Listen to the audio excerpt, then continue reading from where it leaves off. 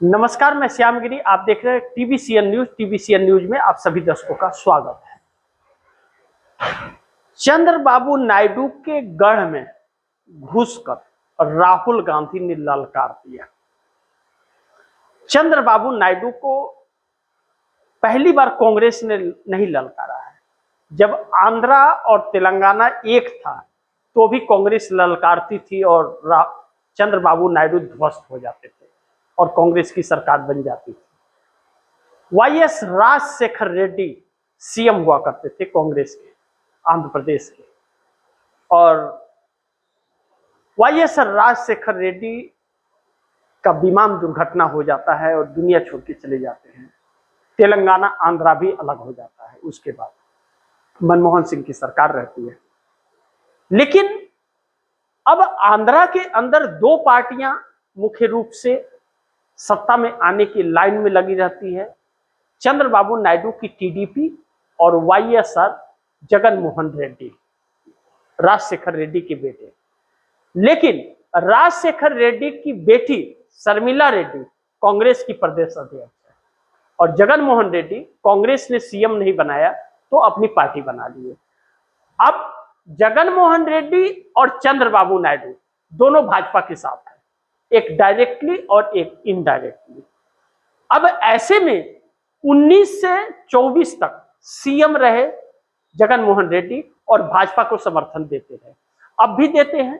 उपराष्ट्रपति का चुनाव हुआ था तो खुल के समर्थन दिया था और भाजपा के खिलाफ नहीं जाते हैं। चंद्रबाबू नायडू 18 सांसदों का समर्थन दे रहे हैं। अब ऐसे में कांग्रेस एंट्री मार रही है और कांग्रेस एंट्री मार रही है तो उसके लिए पूरा खुला मैदान है और एसआईआर भी शुरू होने जा रहा है। एसआईआर शुरू होने जा रहा है तो वोट किसका कटेगा, जगन मोहन रेड्डी का या चंद्रबाबू नायडू का? इसका फर्क कांग्रेस को नहीं पड़ता क्योंकि कांग्रेस इन्हीं दोनों के वोट बैंक पर हावी होगी, यह बात तय है। ऐसे में नायडू बहुत चक्कर में पड़ गए हैं। इसी बात का डर चंद्रबाबू नायडू को सता रहा था जब तमिलनाडु में और केरल में कांग्रेस की सरकार बन गई। तमिलनाडु में विजय थलापति के साथ, टीवीके के साथ समर्थन देकर कांग्रेस सत्ता में है और केरल में पूर्ण बहुमत की सरकार बना रखी है। कर्नाटक, तेलंगाना कांग्रेस के पास है, बचता आंध्र प्रदेश है जो चंद्रबाबू नायडू को अब डराने लगा है। ऐसे में राहुल गांधी की सक्रियता और देश में उठ रहे आर्थिक तंगी और मंदी का हालात मोदी सरकार को बैकफुट पर कर रहे हैं और चंद्रबाबू नायडू को उसका असर उनके वोट बैंक पर पड़ेगा क्योंकि वह नरेंद्र मोदी को समर्थन दे रहे हैं। नरेंद्र मोदी का समर्थन देना चंद्रबाबू नायडू के लिए मुश्किल होगा। इसीलिए चंद्रबाबू नायडू कांग्रेस के साथ पिछले दिनों गठबंधन की चर्चाएं तेज चल रही थी और रेवंत रेड्डी तेलंगाना के सीएम से चंद्रबाबू नायडू लगातार मुलाकातें भी कर रहे थे। लेकिन राहुल गांधी जिस तरह से नीट पेपर लीक और सीबीएसई के छात्रों के मुद्दे को एक ऐसा मुद्दा बना दिया है जो मोदी सरकार को डराने लगी है। आज आपात बैठक हुई है राजनाथ सिंह की अध्यक्षता में, जिसमें सिंधिया भी थे और धर्मेंद्र प्रधान शिक्षा मंत्री भी थे, लेकिन समाधान नहीं निकला। मंत्री जी की गलती है क्योंकि मंत्री संभाल नहीं पा रहे, कमान किसी और के हाथ में है। अब यह गुस्सा युवाओं का इतना भड़क गया है, राहुल गांधी की एक ट्वीट के बाद जैसे संग्राम छिड़ गया, सरकार में हड़कंप मच गई। राहुल गांधी नीट के छात्रों से मिलने गए और जब मिल करके आके उन्होंने कुछ लाइनों का एक ट्वीट कर दिया, उसके बाद सरकार के अंदर हड़कंप और डर का माहौल हो गया। राहुल गांधी ने लिखा कि छात्रों से मुलाकात हुई और छात्रों ने मुझे कहा कि इस व्यवस्था पर अब भरोसा और विश्वास नहीं है। ऐसे में छात्र निराश हैं और छात्र व्यवस्था ऐसे ही बदल देते हैं और उसी तरफ कदम बढ़ा दिया है। अब ऐसे में इतने बच्चों का भविष्य दांव पर लगा। 22 लाख बच्चे नीट के और 18 लाख साढ़े 18 लाख वह सीबीएसई के बच्चों का कैरियर दांव पर इस सरकार ने लगा दिया। धर्मेंद्र प्रधान का इस्तीफा कांग्रेस द्वारा, यूथ कांग्रेस द्वारा और छात्रों द्वारा मांगा जा रहा है। 11 दिनों का अल्टीमेटम था लेकिन अभी तक नहीं हुआ है। कुछ दिनों का वक्त और बचा है, उसके बाद दिल्ली घेरने की तैयारी है। ऐसे में चंद्रबाबू नायडू ने कहा था कि युवाओं के साथ नाइंसाफी मत करो। मोदी को नसीहत दी थी, अल्टीमेटम दिया था, और छात्रों के आवाज को दबाने की कोशिश न किया जाए जब कॉकरोच जनता पार्टी निकली थी और ब्लॉक कर दिया गया था उसे। लेकिन मोदी सरकार नहीं मानी और उसे लीपापोती करके निपटने की कोशिश करी, और इसका जो हर्जाना हुआ वह गुस्सा भड़क गया है और सड़क पर छात्र आ गए।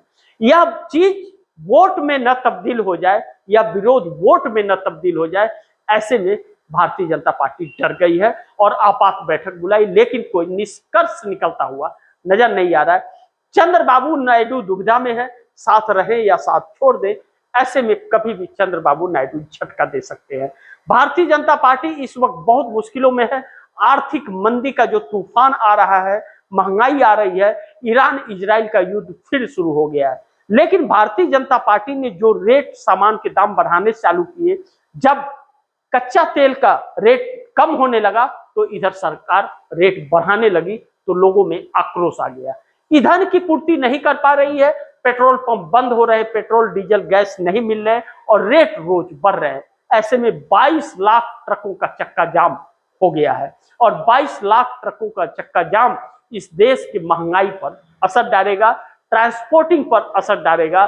कम ट्रांसपोर्ट होंगे तो खर्चा ज्यादा लगेगा, क्योंकि वह महंगा ट्रांसपोर्ट अपना सर्विस देंगे। ऐसे में पेट्रोल पंपों पर भी लंबी लंबी कतारें हैं और पेट्रोल पंप 10 घंटा बंद रखने की उत्तर प्रदेश के अंदर इसका आदेश पारित हुआ है।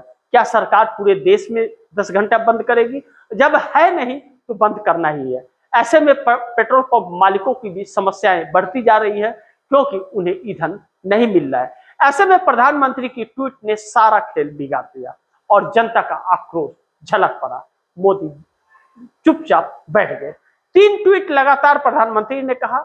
जब प्रधानमंत्री ने ज्ञान देना शुरू किया और कहा कि आप लोग घर से निकलिए तो पानी का बोतल लेके निकलिए, घर में मटका में पानी भर करके यूज कीजिए और दुकान और घरों के बाहर मटके में पानी रखिए कि कोई आते जाते लोगों को पानी पिलाइए, ताकि हम आपकी सराहना कर सके।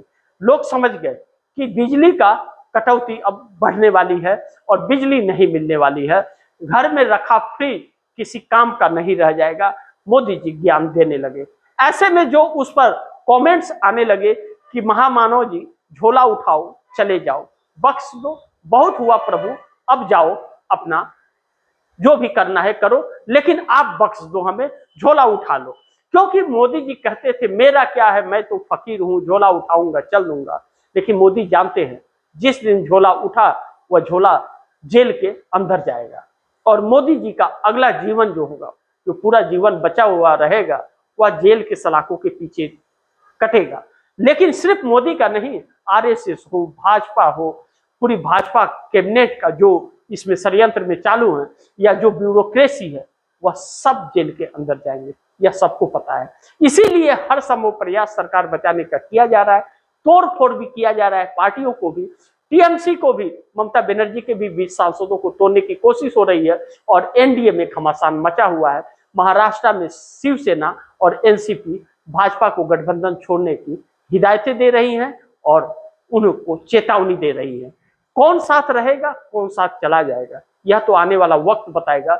लेकिन मोदी और नायडू को राहुल गांधी ने ऐसा फंसाया है कि इनके लिए बहुत संकट है।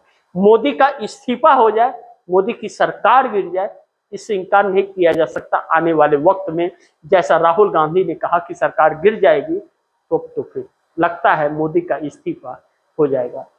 बाकी आप दर्शक क्या सोचते हैं, आप दर्शकों की क्या राय है, क्या सुझाव है, कमेंट बॉक्स में जरूर दीजिएगा। इस खबर को ज्यादा से ज्यादा शेयर कीजिए, अपने दोस्तों को भी कहिए आगे शेयर करें। और आपने टीवीसीएन न्यूज को सब्सक्राइब नहीं किया, सब्सक्राइब कर लीजिए, अपने दोस्तों को भी कहिएगा टीवीसीएन न्यूज को सब्सक्राइब करें। मिलते हैं अगली खबर के साथ, तब तक के लिए नमस्कार।